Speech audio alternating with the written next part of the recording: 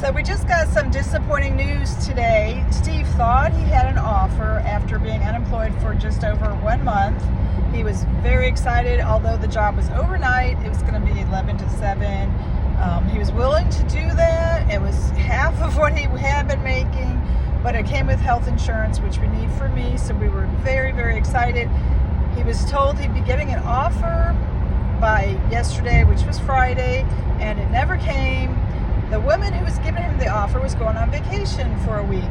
So I have been watching TikToks and YouTube where people say that they've quit jobs and actually were told, and actually went to the first day of work when they were told that no, there was no job, and lost it the first day of work. So I was highly suspicious of this offer when it never came by Friday afternoon. I felt confident he probably wasn't getting it. Well, he found out today that they told him the woman was gone, so her boss told Steve that corporate hired somebody else. Well, that doesn't sound plausible to us. We believe that, or I believe they found out his age, and because health insurance is going up exponentially in January, no corporation wants to hire anybody over, I'd say over 49. So being in your 60s, there's no way they would want to hire him. So corporate may have been the ones who took the offer away. Probably were. You can find out somebody's age just by Googling their name. So we're very, very disappointed. He has applied for over 300 jobs, had 2 online interviews, and was ghosted by those 2 companies. And then he had 1 in-person interview and was ghosted by that person. So now we are again very nervous about, we have Cobra, I have Cobra until January of 27. Steve went on Medicare. I'm too young to go on Medicare. We are extremely nervous about what we're going to do at that point.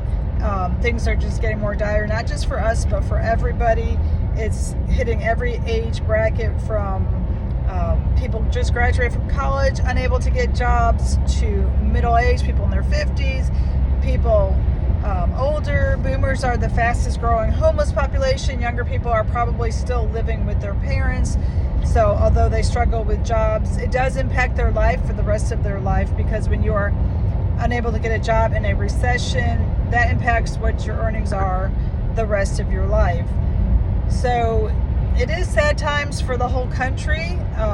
This economic uncertainty doesn't have a name right now. I'm sure it will come up with a name at some point, like the Great Recession or the pandemic or whatever.